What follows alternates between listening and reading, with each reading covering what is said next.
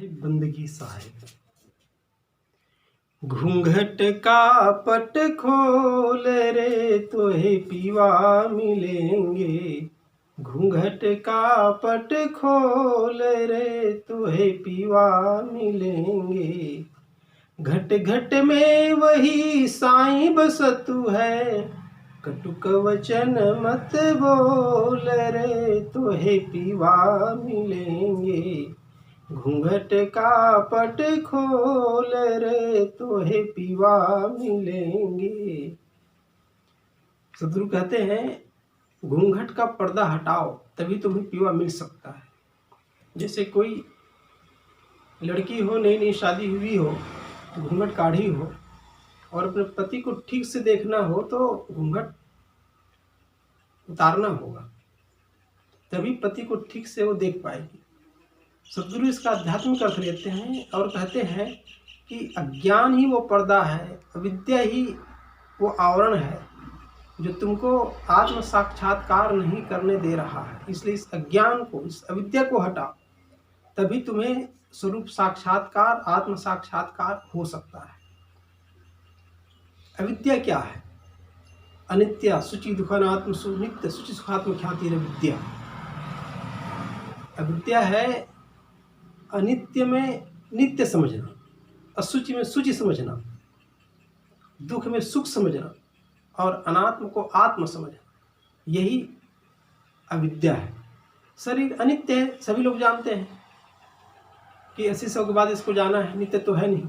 लेकिन इसमें नित्यता का भास होना कि ऐसा ही बना रहेगा, नित्य जवान रहूँगा, सब गए तो गए, मैं नहीं जाने वाला, अरे आज तक नहीं मरा तो आगे क्या मरूंगा, ऐसा अज्ञान युक्त बातें करना, यही तो अविद्या है।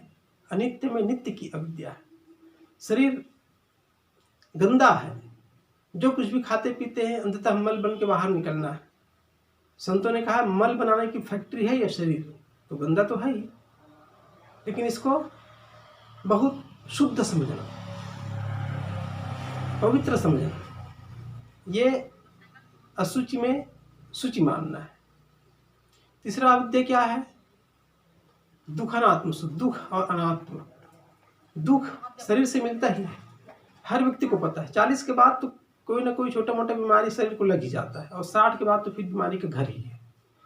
तो दुख इसी शरीर से मिलता है। लेकिन मुझे लगता है कि मैं तो सुंदर हूँ, जवान हूँ, सुखी हूँ, कोई दुख नहीं मिलेगा। डॉक्टर संपूर्णानंद जब युवा थे तो कहते थे कि संतों ने कुछ ज़्यादा ही कह दिया है, शरीर और संसार दुख दुख दुख करके। अरे कहाँ दुख है? हमें तो कुछ दुख दिखाई नहीं देता, सुखी सुख लगता है। बूढ़ा हुआ और खाट पे जब पड़ा और महीनों महीनों खाट पे जब पड़े रहे, तब उन्होंने कहा कि संतों ने जो कहा है ना, शरीर संसार दुखों का घर है, सही कहा है। तो जब असलियत दिखाई पड़ती है ना तो संतों को वचन ख्याल आता ही है। बहुत बोलने वालों को भी मौन साधना होगा, बहुत जानने वालों को भी स्मृति खोना होगा, बहुत भीड़ भी छट जाएगी, टूट जाएगा नाता, जीव पथिक आया इकला ही और अकेले जाता। मुट्ठी बांध सभी आते हैं, हाथ पसारे जाते, महामूढ़ता मोहित मानव गढ़ते झूठे नाते। दुख में सुख की अविद्या है, अनात्म में आत्म की अविद्या। शरीर जड़ है लेकिन इसको चेतन है ऐसा मानना, ये भी एक अविद्या है। शरीर शुद्ध जड़ है, चेतन के होने के नाते चेतनवत भासता है, चैतन्य नहीं है शरीर। इस बात को बोध से जान लेना, ये विद्या में पहुंचना है, और नहीं जाना तो अविद्या में ग्रसित है। अविद्या अनित्य शुचि दुखानात्म सु नित्य शुचि सुखात्म ख्याति अविद्या। घूंघट के पट खोल रहे तो वही भी मिलेंगे। तो जब तक ये अविद्या नहीं मिटेगा, जब तक अज्ञान का निराकरण नहीं होगा, भ्रम नहीं मिटेगा, तब तक स्वरूप साक्षात्कार नहीं होता।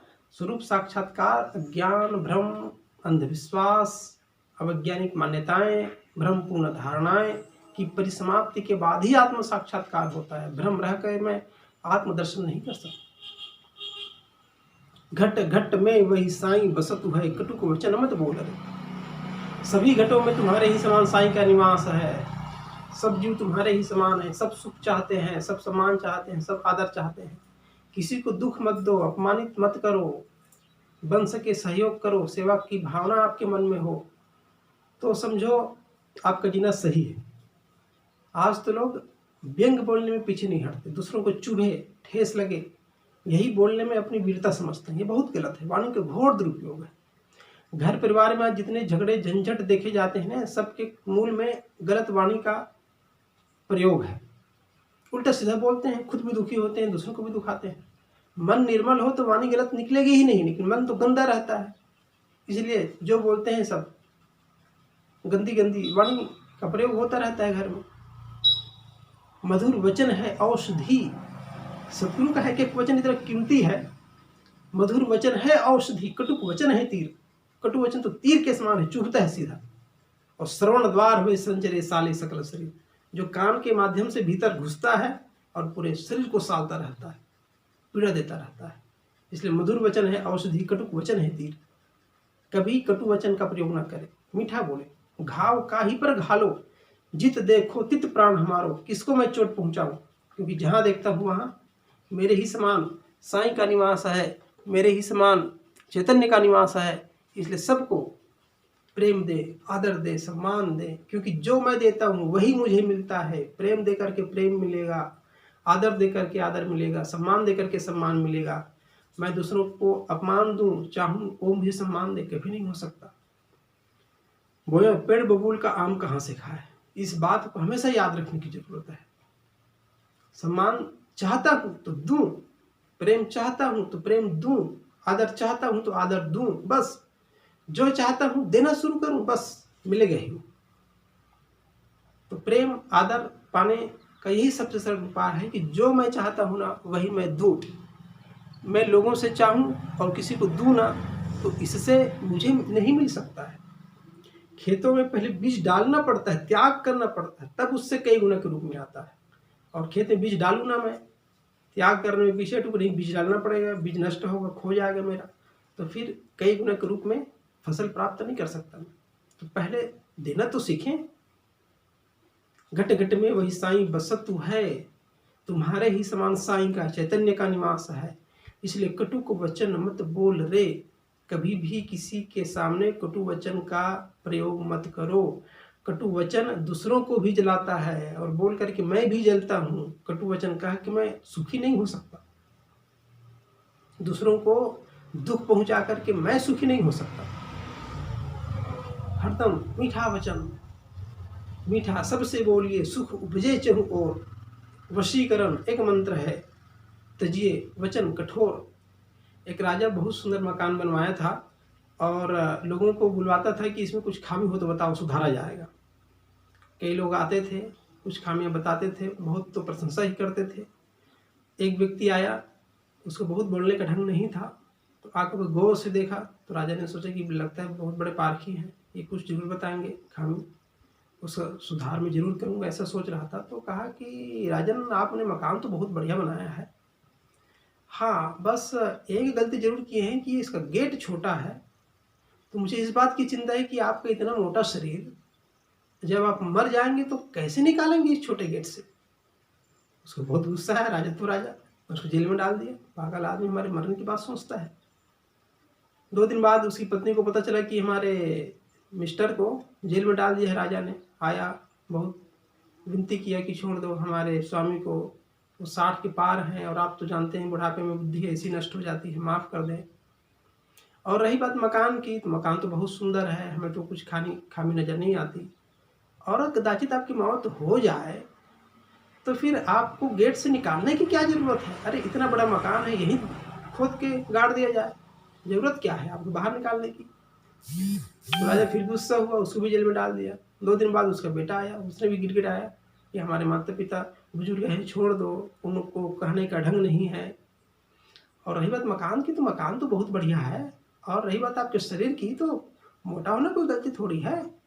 और कदाचित आपकी मौत हो जाए तो आपको काट काट के निकाल दिया जाएगा, एक ही साथ निकालने की क्या जरूरत है। तो फिर अंततः उनको भी जेल में डाल दिया। ये है कटुक वचन है तीर। कटु वचन तीर की तरह चुभता है। तो जब भी गलत बोलता हूँ ना, तो दूसरों को तो चुभाता ही हूँ, दूसरों को दुख देता ही हूँ, और परिणाम में मुझे भी दुख ही मिलता है। इसलिए हरदम मीठा वचन जो दूसरों को अच्छा लगे, सत्य, हित, प्रिय, मित्र, वाणी के 4 गुण हैं।